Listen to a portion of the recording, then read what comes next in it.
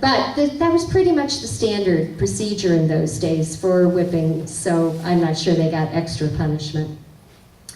Now, feisty women, sometimes men, got into even more trouble in those days, being accused of witchcraft. And as I mentioned, there were a lot of accused witches or suspected witches way before the famous Salem trials of 1692. Back in those days, it's kind of hard to believe now, but virtually everyone believed in witchcraft, no matter how well educated they were. People assumed there was a devil who got ordinary people to sign his book and to agree to do evil deeds. And so when bad things happened in a community, people were very quick to assume that witchcraft might be behind it. And friends, neighbors, family members could find themselves on trial for their lives because witchcraft was a capital crime. And some of the ways that communities tried to determine who might be the witches in their midst seem hard to believe today. A couple of cases in Connecticut reportedly used a time-honored method brought over from old England or Europe. The way this worked, they would bind the suspected witch hand and foot and then throw her, usually a woman, into the local pond. And the way the water test went, if the suspect floated, she was a witch. If she sank, she was innocent. But it was really a no-win kind of situation for the accused witch.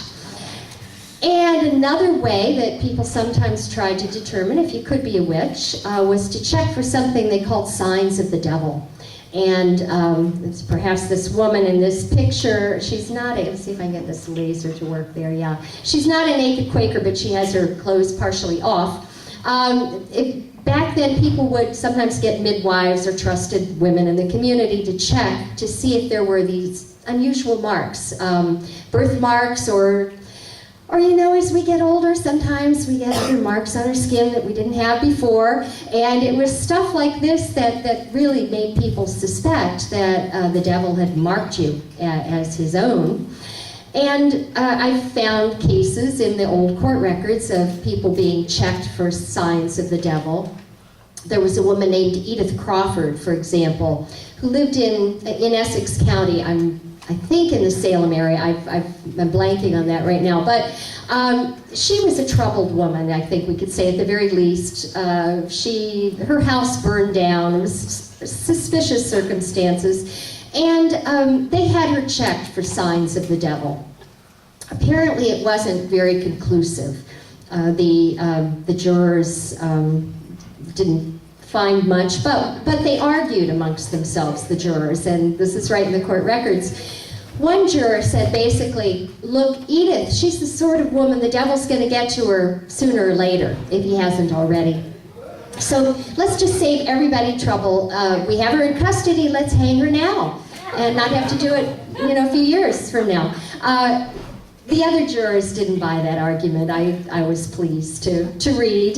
I've found, except perhaps for some of these really hysterical kinds of subjects like witchcraft, jurors and judges were pretty fair back in those 1600s. So anyway, Edith got off.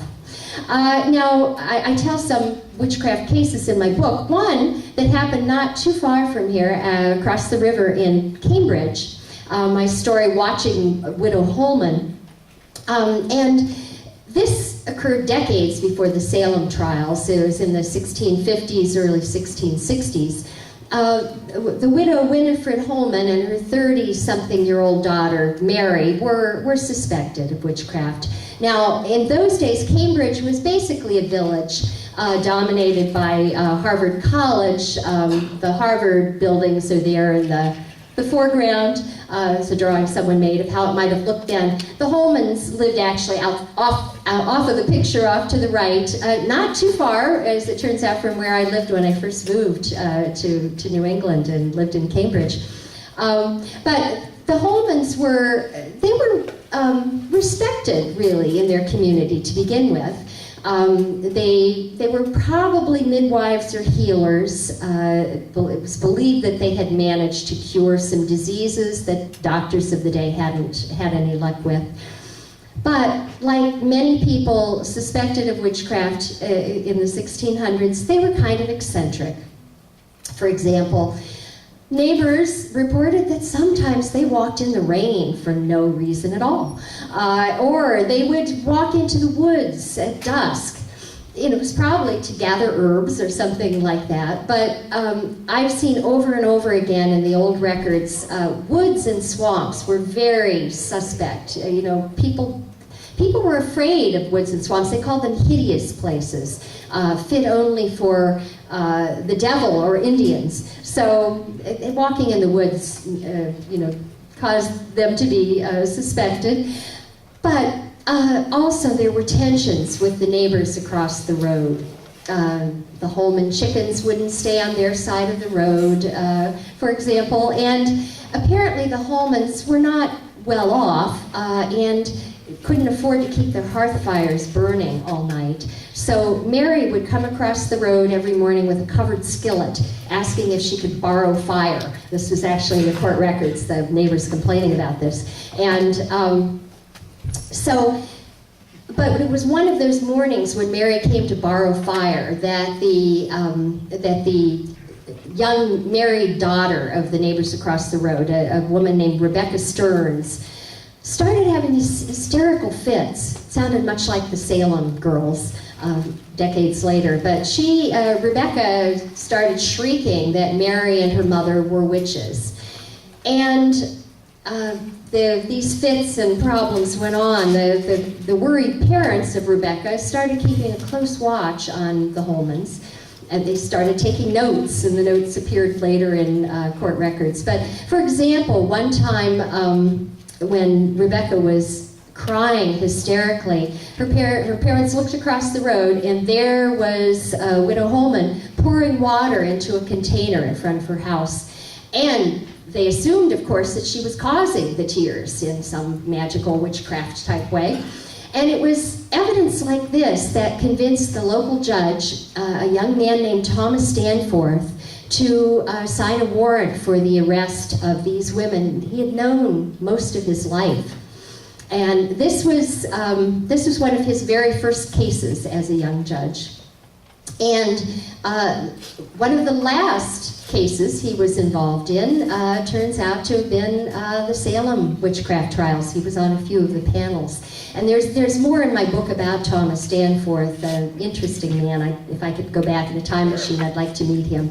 But he ultimately regretted his role in the Salem witchcraft trials, even though he helped, I think, to bring them to a halt finally. But he made amends in his own special way, and I tell more in the very last story of my book, so I hope you'll take a look.